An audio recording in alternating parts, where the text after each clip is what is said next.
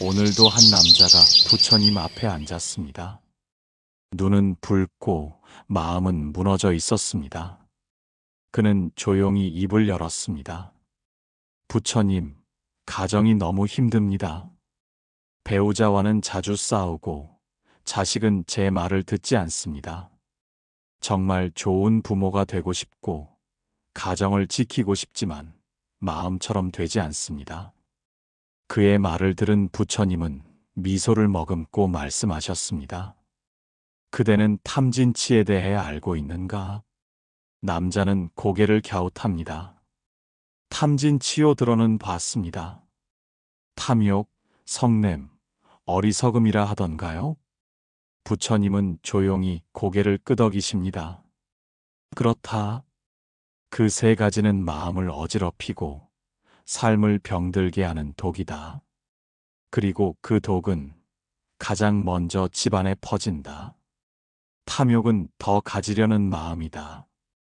이미 가진 것을 보지 못하고 늘 남과 비교하게 만든다. 부부 사이에도 자식과의 관계에도 만족을 앗아간다. 진, 곧 성냄은 참지 못하는 불같은 마음이다. 말로 상처를 주고 행동으로 다툼을 만든다. 특히 가장 가까운 가족일수록 그 상처는 깊다. 치, 어리석음은 진실을 보지 못하는 무명이다.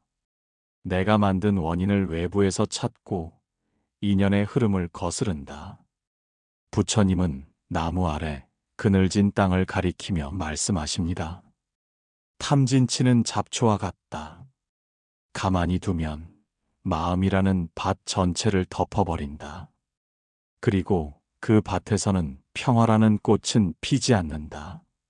남자는 조심스럽게 물었습니다. 그러면 제가 자식의 운이 막혔다고 느끼는 것도 결국은 제 마음에 쌓인 탐진치 때문입니까? 부처님은 부드럽게 대답하십니다. 그렇다. 부모의 탐욕은 자식을 조급하게 만들고 부모의 분노는 자식을 위축시킨다. 부모가 어리석으면 자식의 길도 어두워진다. 그러나 그 반대도 참되니라. 부모가 욕심을 내려놓고 말에 자비를 담으며 어리석음을 수행으로 비우면 자식의 운도 집안의 기운도 달라지기 시작한다. 남자는 고개를 숙입니다. 저는 늘 기도했습니다. 부처님, 우리 집에 복을 주소서. 그런데 기도를 드려도 변화가 없었습니다. 부처님은 조용히 말씀하십니다. 기도는 하늘에 올리는 소원이 아니다. 진정한 기도는 그대의 마음을 바꾸는 일이다. 탐욕을 줄이고 분노를 멈추고 무지를 비우는 그 과정이 바로 기도이다. 그대가 말을 줄이고 화를 참는다면 그것이 곧 공덕이다. 그대가 욕심을 내려놓고 가족을 이해하려 노력한다면 그것이 바로 수행이다. 복은 어디에서 오는가? 그대의 마음이 바뀔 때 그 복은 가정으로 스며든다. 절에만 가는 것이 불공이 아니다. 밥을 짓는 순간, 아이를 바라보는 눈길, 배우자에게 건네는 말 한마디, 그 하나하나가 불공이요, 수행이요, 복 짓는 길이다. 수행은 특별한 것이 아니다. 가장 가까운 사람을 향해 자비를 실천하는 것이 곧 수행이다. 남자는 조용히 눈을 감습니다. 마음속에 부처님의 말씀이 잔잔하게 흘러듭니다. 지금까지 나는 밖에서 답을 찾고 있었다. 기도를 드리면 복이 오고 절을 많이 하면 운이 트일 거라 믿었다. 그러나 정작 내 안의 불신은 꺼뜨리지 못하고 있었다. 그는 다시 눈을 뜨며 말합니다. 이제는 알겠습니다. 제가 먼저 마음을 고요히 하겠습니다. 말을 줄이고 자식을 다그치지 않겠습니다. 화를 멈추고 그저 지켜보겠습니다. 부처님은 조용히 말씀하십니다. 좋다. 그대가 마음을 비우면 그 빈자리에 복이 들어설 것이다. 탐욕을 버려라. 남과 비교하지 말고 지금 가진 것에 감사하라. 성냄을 버려라. 참고 이해하고 기다려라. 어리석음을 밝히라. 책을 읽고 인연을 배우고 업의 이치를 보라. 그대의 수행이 깊어질수록 그대의 가정은 고요해질 것이다. 그리고 그 고요함은 자식의 삶의 등불이 된다. 남자는 조용히 일어섭니다. 그의 발걸음은 여전히 무겁지만 그 마음 속에는 부처님의 등불이 하나 켜져 있었습니다. 오늘도 한 사람의 마음에서 탐진치가 조금씩 사라지고 있었습니다. 그곳에 평화가 피어나고 있었습니다. 그것이 바로 부처님께서 세상에 남기신 가르침입니다. 남자는 돌아가려다 다시 자리에 앉습니다.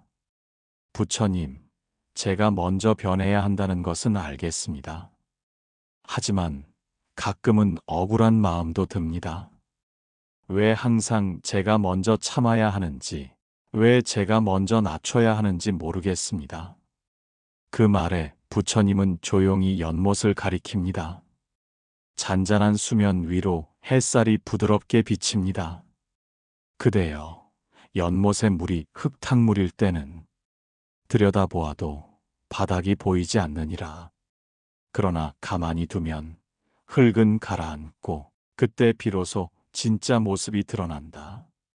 참는다는 것은 억울함을 참고 억누른다는 뜻이 아니다. 그대의 마음의 물결을 고요하게 만드는 것이다. 고요해진 그 마음 위에 지혜와 자비는 스스로 피어나는 법이다. 남자는 다시 고개를 끄덕입니다. 부처님, 저는 아버지와의 관계도 어렵습니다. 가족이지만 서로를 이해하지 못하고 말 한마디에 상처를 주곤 합니다. 부처님은 조용히 말씀하십니다. 가장 가까운 인연일수록 업이 깊다. 부모와 자식, 부부, 형제 사이의 갈등은 전생의 인연이 이어진 결과이기도 하다. 그대가 지금 느끼는 괴로움은 그대로 놓아두면 또 다른 업을 짓게 된다. 그러나 그대가 먼저 용서하고 내려놓고 마음을 바꾸면 그 업은 여기서 끊긴다.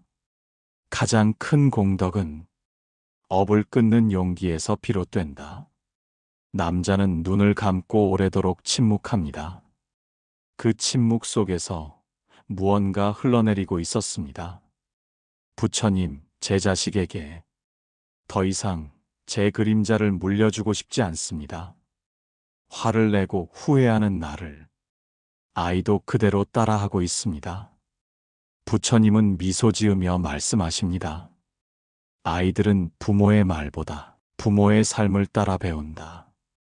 그대가 말없이 바뀌면 아이도 자연스레 변할 것이다.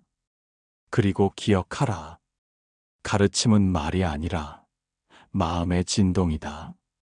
부드러운 눈빛 하나, 따뜻한 말 한마디, 참아낸 숨소리 하나가 아이의 마음을 감싼다. 아이를 바꾸고 싶다면, 아이에게 복을 주고 싶다면 그대가 먼저 불을 끄는 자가 되어라. 남자는 조용히 말합니다. 이제야 알겠습니다.